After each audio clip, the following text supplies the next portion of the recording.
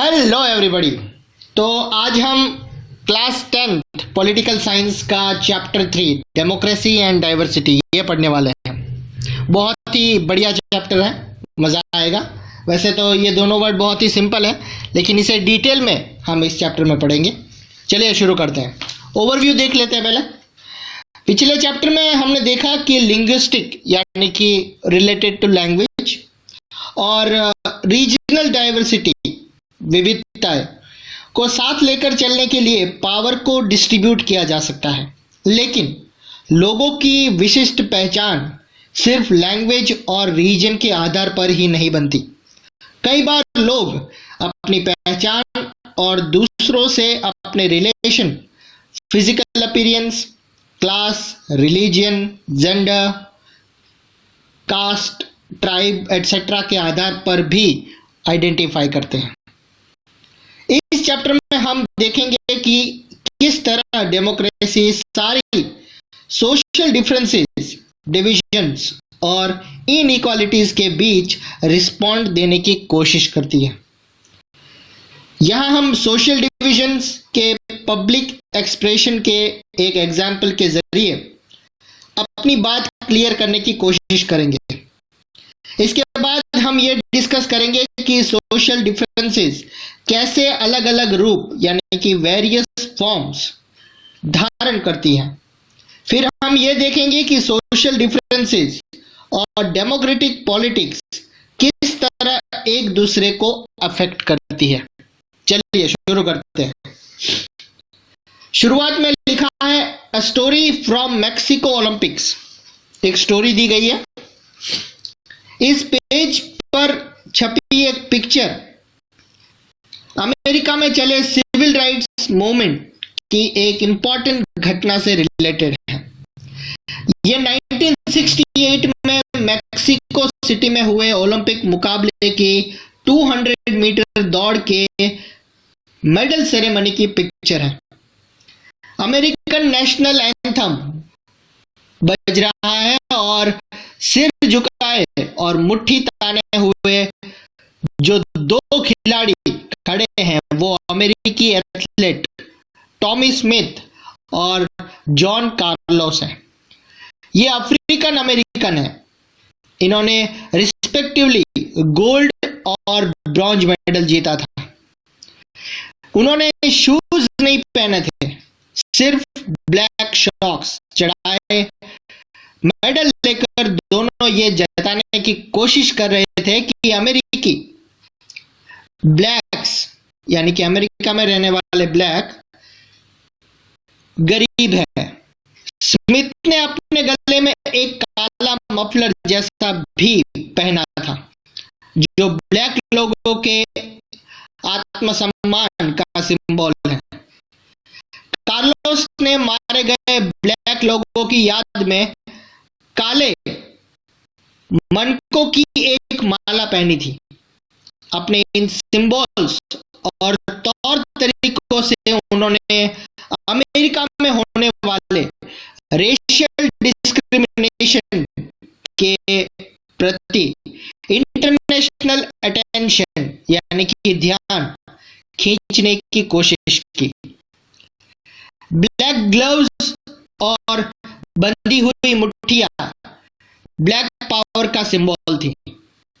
Silver medal जीतने वाले Australian athlete Peter Norman ने मेडल सेरेमनी में अपनी शर्ट पर ह्यूमन राइट्स का बैज लगाकर इन दोनों अमेरिकन खिलाड़ियों के प्रति अपना सपोर्ट दिया। क्या कार्लोस और स्मिथ द्वारा अमेरिकन सोसाइटी के इंटरनल मैटर को इंटरनेशनल फोरम पर उठाना सही था? क्या आप उनके काम को पॉलिटिकल मानेंगे? पीटर नॉर्मन जो ना तो अमेरिकन था ना ही ब्लैक था, तो फिर क्यों उस प्रोटेस्ट यानी कि विरोध में शामिल हो गया? क्या आप उनकी जगह होते तो ऐसा ही करते?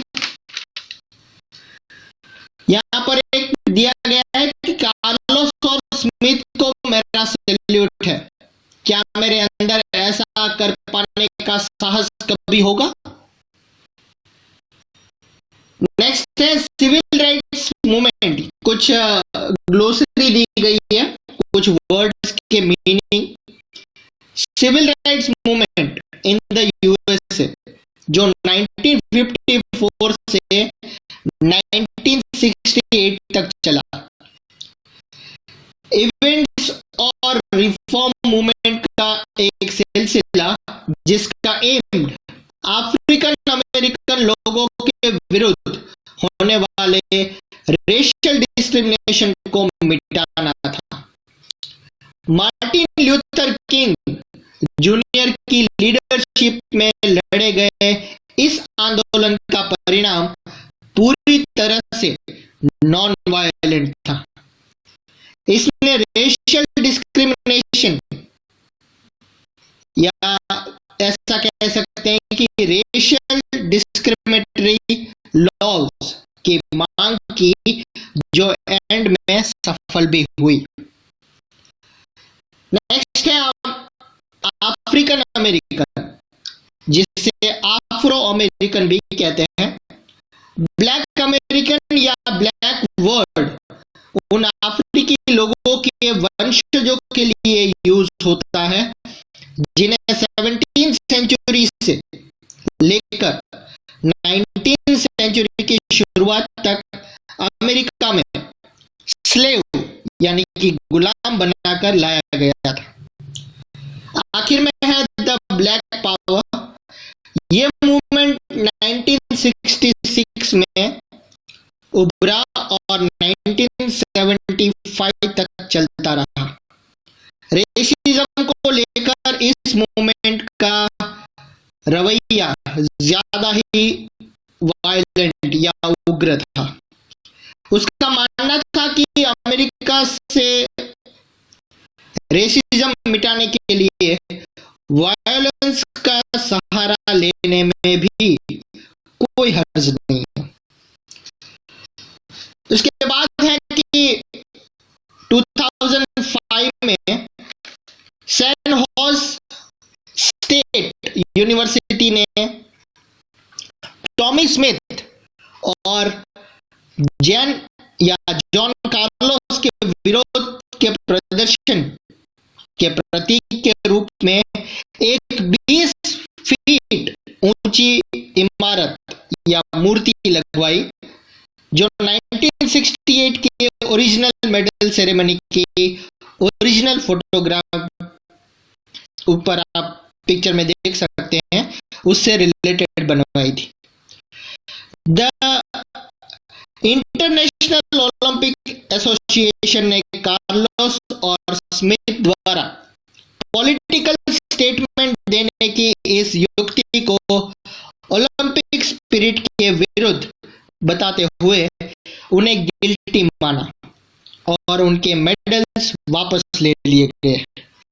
नॉर्मन को भी अपने फैसले की कीमत चुकानी पड़ी और नेक्स्ट ओलंपिक में उन्हें ऑस्ट्रेलियन के टीम में जगह नहीं दी गई, पर उनके फैसलों ने अमेरिका में बढ़ते सिविल राइट्स मूवमेंट के प्रति पूरी दुनिया का ध्यान खींचने में सफलता पाई।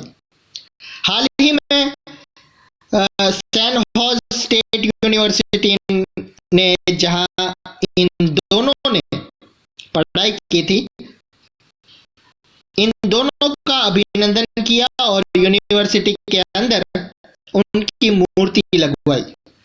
जब 2006 में नॉर्मन की डेथ हुई तो उनकी अर्थी को कंधा देने वालों में स्मिथ और कार्लोस भी थे।